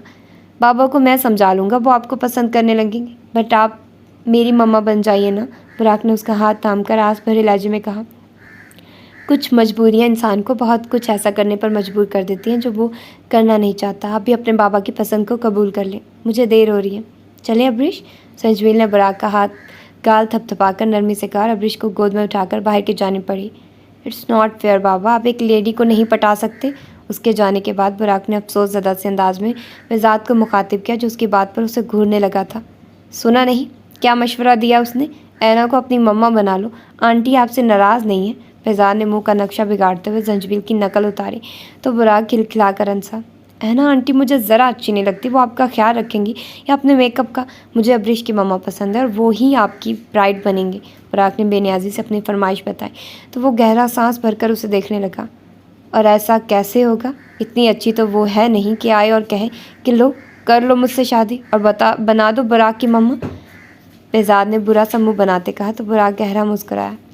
तो आप मर जाइए, फिर वो राज़ी हो जाएंगी। बुराक ने चुटकी बजाते हल निकाला तो बेजाद गिरते गिरते बचा। मेरे मरने के बाद क्या वो मेरे भूत से शादी करेगी? बेजाद ने आंखें निकालते उसे देखा। भूत से क्यों, आपसे करेंगी ना। भूत से करने के लिए तो उन्हें भी भूतनी बनना पड़ेगा, और अगर वो भूतनी बन गई तो बुराक की मम्मा कैसे बनेंगी? बुराक ने मुँह लटकाए अफसुर्दगी से कहा। यहाँ क्या चल रहा है मेरे बच्चे? बेजाद ने उसकी ड्रामाबाजियों पर उकता कर उसके सर पर नॉक किया तो वो खिसक कर करीब हुआ। आपने कभी फिल्में नहीं देखी? उसमें हीरो मरने का नाटक करता है और नाराज़ हीरोइन उसके मरने की खबर सुनकर रोती हुई उसकी बॉडी के पास आकर उसको यकीन दिलाती है कि वो ज़िंदा हो जाए, फिर वो उससे कभी नाराज़ नहीं होगी और उसी से शादी करेगी। बुराक ने उसे अपने प्लान से आगाह किया तो वो मुस्कुरा कर उसे देखने लगा। मैं हीरो हूँ? पूछते हुए भी उसे हंसी आई थी। है तो नहीं, लेकिन समझने में क्या हर्ज है? बुराक ने सादगी से कहा तो बेजाद खफा से उसे देखने लगा। हाँ, आप मेरे रियल वाले हीरो हैं बाबा, you are the world best father. बुराक उसके गले में बाजू डालते उससे लिपटा तो वो सोच में पड़ा। ये प्लान काम करेगा क्या? बेजाद ने तशवीश से पूछा। बिल्कुल करेगा, और ये आपके चैम्प का प्लान है, फेल हो ही नहीं सकता। बस आप बिल्कुल हंसिएगा मत जब वो आकर आपको ऐसे हिलाए। वो बेजाद का बाजू पकड़कर उसे झंझोड़ते हुए बताने लगा तो बेजाद ने मुस्कुराते हुए उसे खुद में भेजा। बुराक खुदा की तरफ से ऐसा तोहफा था जो उसकी अंधेरी ज़िंदगी में उजाला बनकर आया था, वरना शायद वो आज भी अंधेरों में जी रहा होता। मेरा अनमोल रतन, सरगोशी किसी अंदाज में कहते उसने उसकी पेशानी चूमी थी। फिर वॉलेट से पैसे निकालकर मेन्यू कार्ड में रखते वो बराक का हाथ थामते उठ खड़ा हुआ। आपका प्लान काम करे या ना करे, मगर हम इस पे अमल ज़रूर करेंगे, बराक गजनवी एक कदम से कहते। बेजाद बराक को लिए बाहर की जानिब बढ़ गया। पीछे बेजाद और जंजबील की पिघली हुई आइसक्रीम्स अपनी अपनी हालत पर मातम करती रह गई, जबकि अब्रिश और बराक के ग्लास कप्स खाली थे।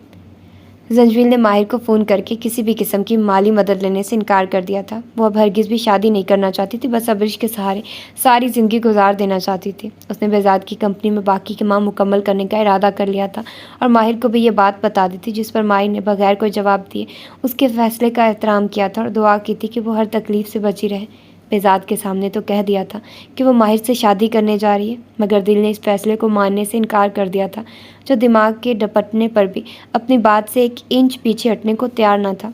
दिल को डांट डपट कर भी देख लिया था, मगर बेजाद से हुई मुलाकात के बाद दिल फिर से उसकी सितमगरी भूले उसी की तरफ हमक रहा था। इस वक्त वो अपने कैबिन में बैठी स्केच बुक थामे एक नेकलेस का डिज़ाइन बना रही थी। बेजाद ने कहा था कि इवेंट ऑर्गेनाइज किया जा रहा है, जिसमें उसकी सबसे बेस्ट ज्वेलरी और क्लॉथ कलेक्शन को डिस्प्ले किया जाएगा, जिसमें बेजाद ने अपने पिछले महीने के मुकम्मल तैयारशुदा डिज़ाइन रखे थे, मगर जंजबील एक नया डिज़ाइन बना रही थी ताकि डिस्प्ले में लगाया जा सके। आज बेजाद ऑफिस नहीं आया था, उसकी जगह आज मिर्ज़ा गजनवी ऑफिस आए थे और इस वक्त अपने कैबिन में बैठे इवेंट ऑर्गेनाइज़र से बात कर रहे थे। अभी वो अपने काम में मसरूफ़ ही थे जब उसका डेस्क नॉक किया गया। सर उठाकर देखा तो सामने माहिर होंठों पर अजनी नरम मुस्कुराहट लिए उसी को देख रहा था। जी सर, कोई काम था? जंजबील ने संजीदगी से पूछा। क्या मैं आपके पास सिर्फ काम के लिए आ सकता हूँ जंजबील? माहिर ने उससे ज़रा फासले पर दूसरी कुर्सी पर बैठते पूछा।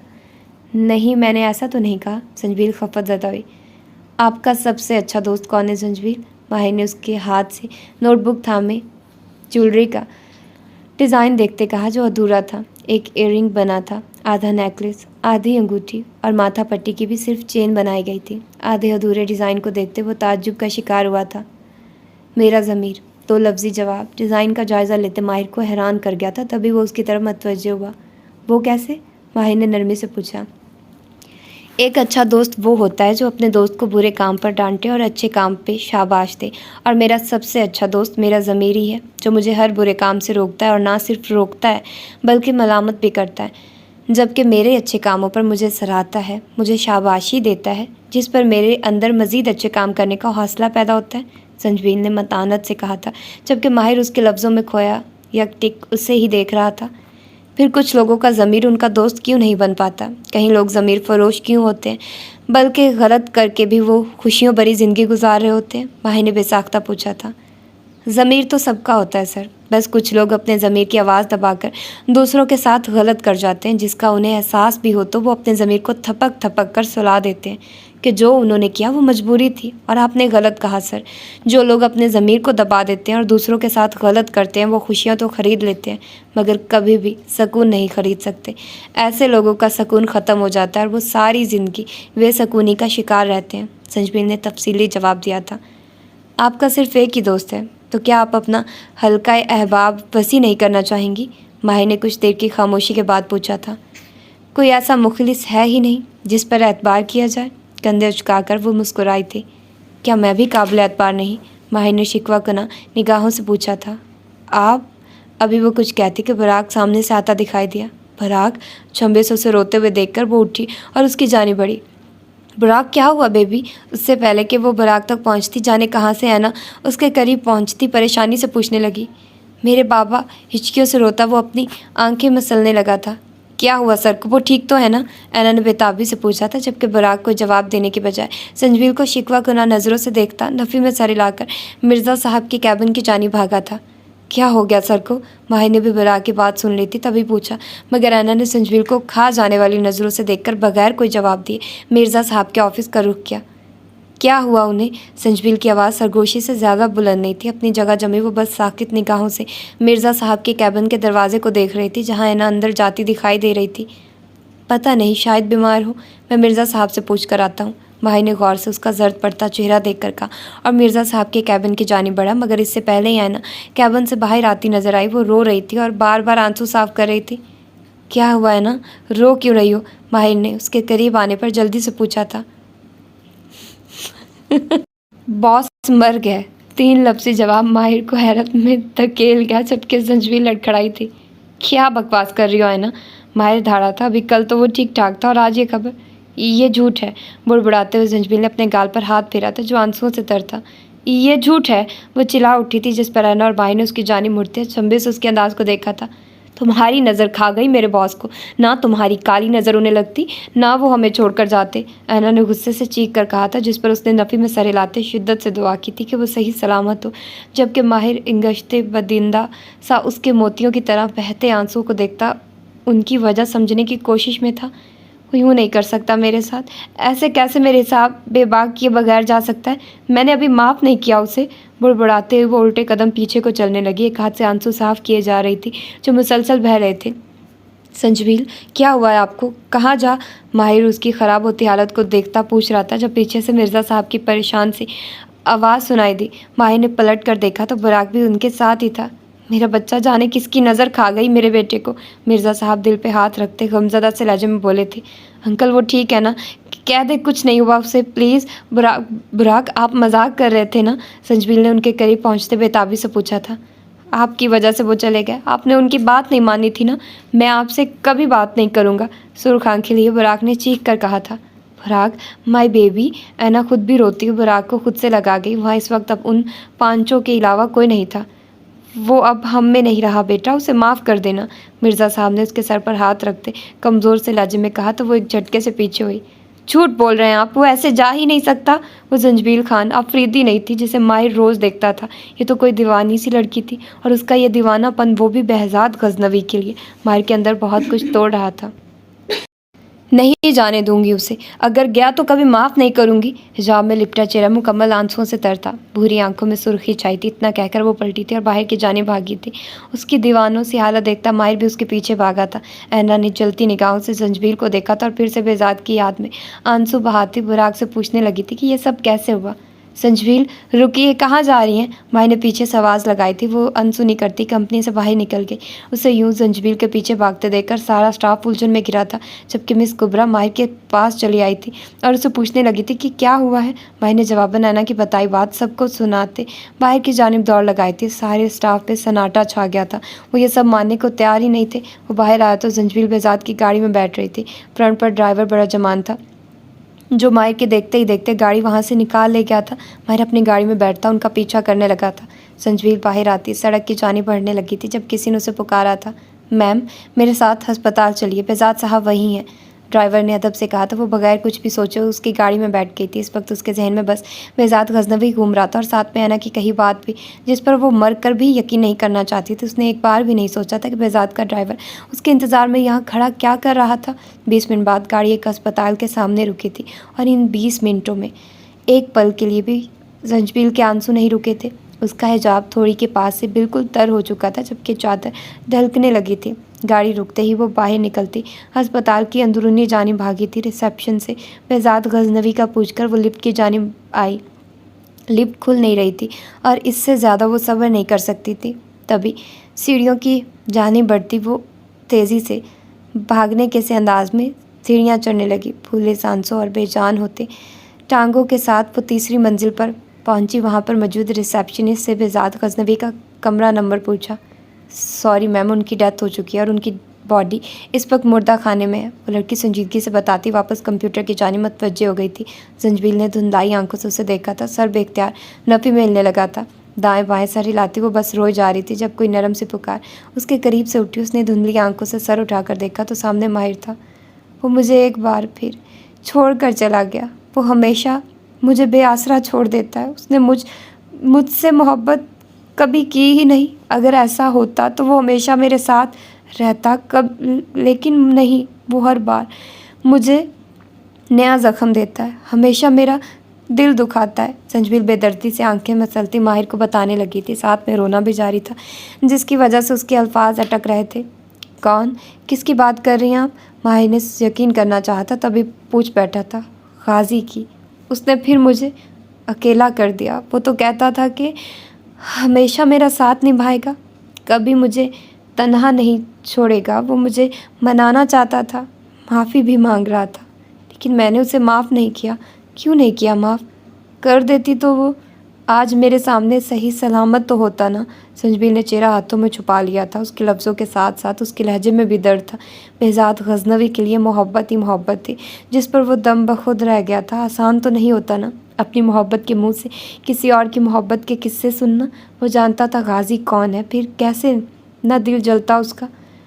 आप बेहज़ाद सर से मोहब्बत करती हैं? माही ने पूछा तो वो बगैर वक्त ज़ाया किए सर हिला गई। बहुत मोहब्बत करती हूँ, बहुत ज़्यादा। उसे कहिए ना कि उठ जाए, वो जो कहेगा करूँगी। माफ़ भी कर दूँगी, शादी भी कर लूँगी उससे, और बुराक की मामा भी बन जाऊँगी। कभी उसे तंग नहीं करूँगी। बस एक दफ़ा उसे कह दें कि उठ जाए। संजबील अब मिनटों पर उतर आई थी। जब तक वो पास था उससे नाराज़ थी या ना प्यारी थी, और अब जब वो बहुत दूर चला गया था तो उसे बस वहीं पास चाहिए था। उसकी हर गलती नज़रअंदाज कर दी थी, उसे माफ़ी भी दे दी थी। बस वो उसे अपने पास चाहिए था। वो उसका किया हर सितम भूल गई थी कि कुछ दिन पहले कैसे वो अपनी कंपनी को छोड़ने पे उसे 5 लाख जुर्माना तलब कर रहा था। भूल गई थी कि उसने बेहज़ाद के सामने अपनी बेतहाशा नफ़रत का इजहार करते कहा था कि अगर वो दुनिया का आखिरी मर्द भी होगा तब भी वो उसकी नहीं होगी। मैम, आप अगर बेहज़ाद गज़नवी के घर से हैं तो उनकी बॉडी रिसीव कर लें। बॉडी मुर्दा खाने में वहीं से मिलेगी। आप पहले शनाख्त कर लें जाकर। रिसेप्शनिस्ट ने उसे वहीं बैठे रोते देखकर कहा तो वो नफ़ी में सर हिला गई। उस शख्स के लिए बॉडी का लफ्ज़ सुनना उसके लिए किस कदर अजियतनाक था ये वहीं जानती थी। मैं नहीं देख सकती उसे ऐसे, मैं मर जाऊँगी उसके बगैर, संजबील ने रोते हुए कहा तो उसका सुर्ख होता नाक और आंखें देखकर माही ने जब्त करते नज़रों का रुख फेरा। चले मेरे साथ। माही की आवाज़ भीगी सी थी, यूँ जैसे नम हो। मैं नहीं जाऊँगी, संजबील ने तेज़ी से नफ़ी में सर हिलाया। वो कैसे उस शख्स को उस हालत में देख सकती थी जिसे रूह की गहराइयों से चाहा था, वो जो पिछले काफ़ी अरसे से बेहज़ाद गज़नवी से नफ़रत का राग अलाप रही थी। वो नफ़रत गाजी के मरने की खबर सुनकर ही कहीं गुम हो गई थी। वो मोहब्बत जो उसने नफ़रत के लिबादे में लपेट कर कहीं रख छोड़ी थी, वो मोहब्बत फिर से उसके दिल में जलवा अफरोज़ हो चुकी थी। अब उस दिल में बेहज़ाद के लिए फ़िक्र थी, मोहब्बत थी, परेशानी थी, और आंखों में बेहज़ाद गज़नवी के खो जाने का खौफ था। माहिर का दिल फट रहा था महबूब के दिल में किसी और की मोहब्बत को पाकर। अगर चलेंगे नहीं तो कैसे पता चलेगा वही है या कोई और है? हो सकता है वो ना हो, एक बार चलकर देखने में क्या हर्ज है? माही ने उसे समझाया। वो वहाँ नहीं होगा ना? संजबील ने भीगे लहजे में मासूम से अंदाज से पूछा तो वो एक बार फिर उसकी मोहब्बत में गिरफ्तार हुआ। वो ऐसी थी कि कोई भी उस पर खुशी खुशी जान मार सकता था। नहीं, वो वहाँ नहीं होंगे। माही ने किस दिल से उसे तसल्ली दी थी ये वहीं जानता था, वरना दिल तो कर रहा था कि अपने और संजबील के दरमियान मौजूद हर शख्स को बाहर निकाल दे। आज उस पर हैरतों के पहाड़ टूटे थे। उसे तो लगा था कि संजबील अपने शौहर से मोहब्बत करती थी, मगर वो तो बेहज़ाद से मोहब्बत करती थी, और उसके अंदाज से लग रहा था कि ये मोहब्बत दिनों पे नहीं सालों पे मोहित है। संजबील उसकी बात पर यकीन करती आंसू पूंछ कर उठ खड़ी हुई और उसके हमरा कमरा नंबर 10 की जानिब बढ़ने लगी। कमरे के बाहर पहुंची तो निगाह दरवाजे से ऊपर दीवार पर लगी प्लेट पर गई जिस पर स्याह हरूफ में मुर्दा खाना लिखा हुआ था। संजबील का दिल उछल कर हलक में आया था और दिल ने शिद्दत से दुआ की थी कि अंदर बेहज़ाद ना हो। माहिर के हमरा वो अंदर दाखिल हुए तो कमरा अंधेरे में डूबा हुआ था। सिर्फ एक नाइट बल्ब जल रहा था जिसकी रोशनी में कमरे के वस्त में रखा इकलौता स्ट्रेचर नज़र आ रहा था। स्ट्रेचर पर कोई मौजूद था जिसके सर से लेकर पाँव तक सफ़ेद चादर उड़ाई गई थी। संजबील देखिए, माही ने कहा तो वो बदक कर पीछे हुई। अश्क एक बार फिर से बहने लगे थे। मैं नहीं, मुझ में इतनी हिम्मत नहीं। संजबील ने रोते हुए नफ़ी में सर हिलाया तो वो उसे अपने साथ आने का इशारा करता आगे बढ़ा और ख़ुद स्ट्रेचर के पास रुककर धीरे से उसे वजूद के चेहरे पर से कपड़ा हटा दिया। मगर मुकाबिल को देखते हुए माही ने बेयकीनी से 2 कदम पीछे लिए थे। वो बेहज़ाद ही था जो आंखें मूंदे वहाँ लेटा था, पुरसुकून सा चेहरा, जैसे वो गहरी नींद सो रहा। वो यहाँ नहीं है ना?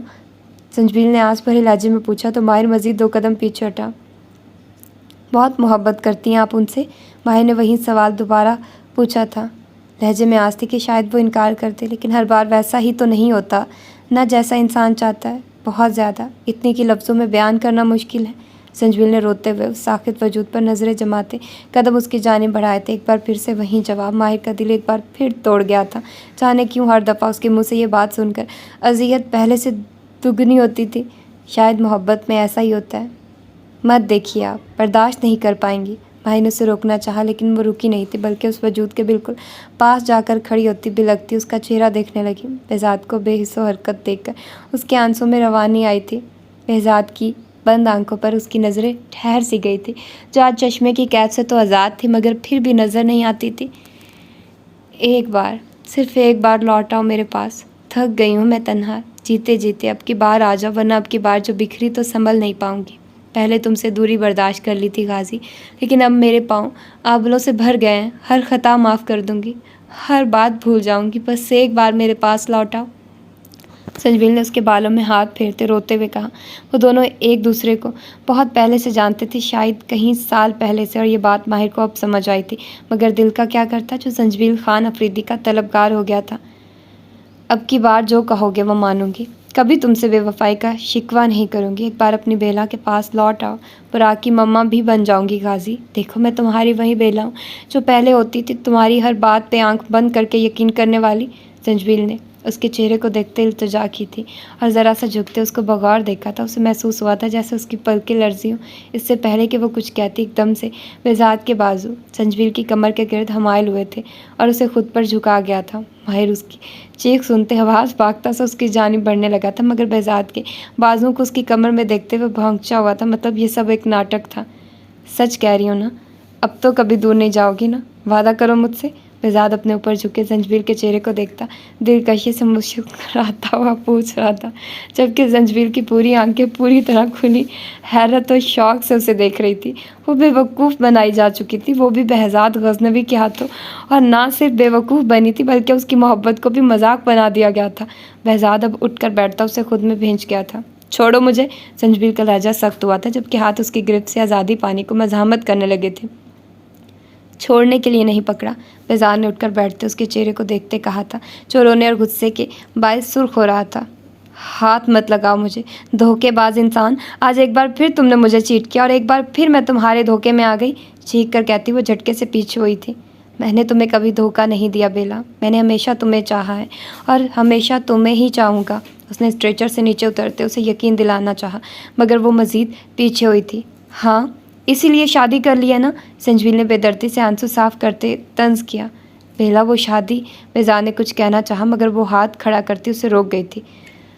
मुझे इस बारे में कोई बात नहीं करनी। मैं ही बेवकूफ़ थी जो एक बार फिर तुम पर यकीन कर लिया, मगर अब नहीं। मुझे तुम्हारी कंपनी में काम नहीं करना और तुम्हारे पैसे मैं जल्दी दे दूंगी, फिर चाहे मुझे खुद को ही क्यों ना बेचना पड़े। संजवील ने सर निगाहों से उसे देखते दो टोक कहा था। बकवास बंद करो बेला। उसकी बात सुनते वो धाड़ा था, मगर वो आंखों में नफरत लिए वहाँ से बाहर निकल गई थी। बेजाद बालों में हाथ फेरता गहरा सांस भरकर खुद भी बाहर की जाने बढ़ा। आज उसने बुरा के प्लान पर अमल करते अपनी मौत की झूठी अफवाह संजवील तक पहुंचाई थी, और इस सब से मिर्ज़ा साहब भी आगाह थे। पहले तो वो मान ही नहीं रहे थे, मगर फिर बुरा के इमोशनल ब्लैकमेल करने पर वो मान गए थे। बेजाद ने उसे ड्राइवर को सारी बात समझा दी थी और ख़ुद अस्पताल में अपने लिए एक कमरे का अरेंज किया था, जिसका सामान हटाकर उसे मुर्दा खाने की शक्ल दे दी गई थी और बाहर भी मुर्दा खाना लिख दिया गया था। उसे यकीन था कि उसकी मौत की खबर सुनकर संजवील पिघल जाएगी, और ऐसा ही हुआ था। वो आई थी और उसके लिए रोई भी थी, मगर आखिर में फिर सब खराब हो गया था। अब उसे अपनी बेला को मनाना था। उसे यकीन था कि वो अब मान जाएगी। माहिर उनको देखता पहले ही कमरे से निकल गया था। माहिर को लगा था कि वो उनके दरमियान तीसरा था, एक इजाफी वजूद, और इजाफी शख्स की ज़रूरत किसी को नहीं होती। संजवील की तड़प व बेकरारी उसे समझा गई थी कि बेजाद उसकी रूह में बसता है और वो कभी उसके तिलस्म से नहीं निकल सकेगी, क्योंकि ये तिलस्म मोहब्बत का तिलस्म था। बाहर आकर वो खुली फ़िज़ा में गहरी सांस भरने लगा था। उसका दिल अनजाने दर्द से भरता जा रहा था। एक अजीब सी तकलीफ़ थी जो उसे अपने दिल में उठती महसूस हो रही थी, लेकिन वो चाह कर भी इस तकलीफ़ को कम नहीं कर सकता था। पहली बार किसी से मोहब्बत की थी और पहली ही बार वो बुरी तरह शिकस्त खा गया था। अब तो शायद उसका दिल किसी काम का ना रहा था। उसे बाहर आए तकरीबन 8-9 मिनट ही गुजरे थे जब अंदर से संजवील रोती हुई बाहर आई थी। संजवील, माहिर ने बेसाख्ता उसे पुकारा था। उसका रोता चेहरा देखकर माहिर का दिल कुरलाया था। उसने एक बार फिर मुझे चीट किया माहिर सर, वो बिल्कुल अच्छा नहीं है। एक बार फिर मुझे धोखा दे दिया और एक बार फिर मैं बेवकूफ़ बन गई, संजवील ने रोते हुए कहा। तो वो बेबसी से उसे देखे गया। वो पूरी बात नहीं जानता था, लेकिन उसे महसूस हो रहा था जैसे संजवील ने बेजात गजनवी से मोहब्बत में धोखा खाया हो। वाह संजवील बीबी, ये हमारा गुनाहगार आंखें क्या देख रहा है? नया आशिक ढूंढ लिया है तुमने। वो जाने कहाँ से नमूदार हुआ था, लेकिन उसकी आवाज़ सुनकर संजवील का रंग फक हुआ था। ये वो आखिरी आवाज़ थी जिसे ज़िंदगी में वो कभी भी सुनना नहीं चाहती थी। जर चेहरा लिए वो पलटी तो सामने मुराद खान खबासत से मुस्कुराता उसे ही देख रहा था। क्या बकवास है? हो कौन तुम? उसकी बात सुनकर माहिर का पारा हाई हुआ था। तभी वो अपनी नरम मिजाजी को साइड पर रखता धाड़ उठा था। अरे तुमको इसने नहीं बताया कि हम कौन है? कमाल करता है बुलबुल, अपने नई आशिक को अपने साबका खावंद के बारे में बताना भूल गया तुम। मुराद खान ताज्जुब से सर हिलाता बोला तो माहिर ने कुछ उलझ कर उसे देखा था। संजबीर का शौहर, वो तो मर गया था ना। मुझे तुम्हारे बारे में किसी से भी कुछ कहने की ज़रूरत नहीं है मुराद खान, और बेहतर है कि मेरे रास्ते में ना आया करो। संजबीर ने खुद को संभालते उंगली उठाकर उसे तनबीह की थी।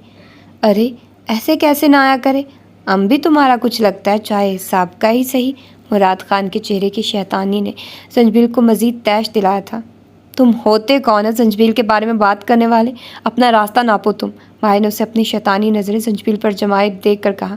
अरे अरे अरे, इसमें इतना गुस्सा वाला क्या बात है। अब इस बुलबुल ने हमारे बारे में अपने आशिक को नहीं बताया तो इसमें हमारा क्या कसूर। लेकिन चलो कोई बात नहीं, हम बता देता है। हम मुराद खान है, संजबीर का साबका खावंद। मुराद खान ने संजबीर के करीब होते कहा तो वो एक कदम पीछे खोई। माहिर तो मुराद खान का तारुफ सुनते हैरान परेशान खड़ा रह गया था। मुराद खान संजबीर के करीब पहुंचता अब उसके साकित वजूद को छूने की कोशिश करने लगा था। इससे पहले कि माहिर उसे उसके फेल से बाज रखता, पीछे से आते बेजार ने एक झटके से उसका बाजू मरोड़ कर उसकी कमर से लगाया था। कहा था ना कि मेरी बेला से दूर रहना। लगता है ये बात इस भूत से भरे भेजे में नहीं समाई थी। बेजार ने उसे अपने सामने करते झटका दिया तो वो लड़खड़ा कर पीछे हुआ। हा, यक न शुद्ध दो शुद्ध, तुम्हारी बेला। हम पहले सोचता था कि इतना मासूम सूरत ने कैसे किसी लड़के को फांस लिया, लेकिन अब इसके साथ एक नहीं इसके 2 आशिकों को देखकर लगता है हम गलत था। ये एक वक्त में एक से ज़्यादा आशिक भी पाल सकती है। मुराद खान का लहजा जहर खान था, जबकि संजबीर अपनी ज़ात पर बहतान सुनकर बेबस रह गई थी। मैं तेरा मुंह तोड़ दूंगा, बेजाद कहकर उस पर चपटा था, जबकि मुराद खान भी उसके हमले का जवाब देने लगा था। माहिर परेशान सा सब कुछ समझने की कोशिश में हलकान था, मगर उन दोनों को मजीद उलझते देखकर वो पुलिस स्टेशन फ़ोन कर चुका था जो यहाँ से करीब ही था। बेजाद सर छोड़िए इसे, ये मर जाएगा। मुराद खान का खून से भरा चेहरा देखते माहिर ने बेजाद को उस पर से उठाना चाहा था, मगर वह सख्ती से माहिर के हाथ झटक गया था। आज मैं इसे नहीं छोड़ूंगा, इसकी हिम्मत कैसे मेरे बेला के किरदार पर बात करने की, जान ले लूँगा मैं इसकी। जनूनियत से बोलते हुए एक बार फिर मुराद खान पे पैह दर पैह घुनसे बरसाने लगा था। मुराद खान के भी कहीं घुनसे बहजाद का चेहरा नीलो नील कर गए थे, होंठ भी फट गया था जिससे खून रस रहा था। मुराद खान का हर जवाबी हमला बता रहा था कि कमज़ोर तो वो भी नहीं, आखिर पठानों का खून था। छोड़ेगा तो हम नहीं तेरे को, तेरी बेला कौन सा दूध का धुला है, पहले भी बदकिरदार था आज भी बदकिरदार है। मुराद खान ने गर्म लोहे पर मजीद चोट मारी थी और बेजाद मजीद भड़क उठा था। बेजाद का जुनूनी लहजा और अंदाज देखकर माहिर पीछे हट गया था कि वो वाकई में ही उसकी कोई सुनने वाला नहीं था। यही तो फ़र्क था बेजाद और माहिर की मोहब्बत में। माहिर की मोहब्बत में एक ठहराव था, बिल्कुल नदी के पुरसुकून पानी की तरह, जबकि उसकी निस्बत बेजाद की मोहब्बत जानूनी थी। जहाँ माहिर ये सोचता था कि उसकी मोहब्बत की खुशी में उसकी खुशी है, वहीं बेजाद अपनी मोहब्बत की खुशी को अपनी खुशी से मशरूत करना चाहता था। जिसे वो चाहता है वो भी बस उसी को चाहे और उसी के पास रहे। आसपास कहीं लोग जमा हो चुके थे, मगर किसी ने भी उनको अलग करने की कोशिश नहीं की थी कि लोग तो ऐसा तमाशा चटखारा लेकर देखते हैं। इन्हें रोकिए माहिर सर, संजबीर ने माहिर को पुकारते हुए जैसे इल्तिजा की थी। नज़रें बेजाद पर जमी हुई थी। आपको लगता है कि वो मेरे रोकने से रुकेंगे? माहिर ने उल्टा सवाल कर दिया था, जिस पर वो खामोश रह गई थी। जानती थी अपने गुस्से में वो किसी की भी नहीं सुनता था। तभी वहाँ अस्पताल के सिक्योरिटी गार्ड्स आ गए थे, जिन्होंने बेजाद और मुराद खान को ज़बरदस्ती अलग किया था। गार्ड्स की कैद में भी वो लोग एक दूसरे पर झपटने को तैयार थे। 5 मिनट बाद पुलिस भी आ चुकी थी और बेजाद ने मुराद खान पर केस करवाकर पुलिस के अमरा भिजवा दिया था कि मुराद खान जो संजबीर का साबका शौहर था उसको छेड़ रहा था, जिसकी गवाही माहिर ने भी दी थी। मुराद नडहाल सी हालत में ऑल फॉल बकता पुलिस वालों के हमरा जा चुका था। सभी लोग अपने अपने रास्ते की जानिब चल दिए थे कि तमाशा तो ख़त्म हो गया था। बेजाद संजबीर की जानिब मुतवज्जे हुआ था, जो अब भी बेआवाज़ आंसू बहा रही थी। सारी ज़बान मेरे सामने चलती है तुम्हारी, उसका मुंह नहीं तोड़ सकती थी तुम, बेजाद ने बिगड़ कर कहा। बोलते वक्त बेतहाशा दर्द उसे अपने चेहरे में उठता महसूस हुआ था, लेकिन फिर भी वो दांत पीस कर बोला था, ऐसे बात मत करें आप इनसे। माही ने बेसाख्ता बेजाद को टोका था। कहाँ गवारा था कि कोई संजबीर से यूँ मुखातिब हो। आपसे बात नहीं कर रहा मैं, और मेरे और बेला के मामले में बोलने का कोई हक नहीं है आपको। बेजाद ने उसे सख्ती से टोक दिया था। उसे माहिर पर बेसाख्ता गुस्सा था।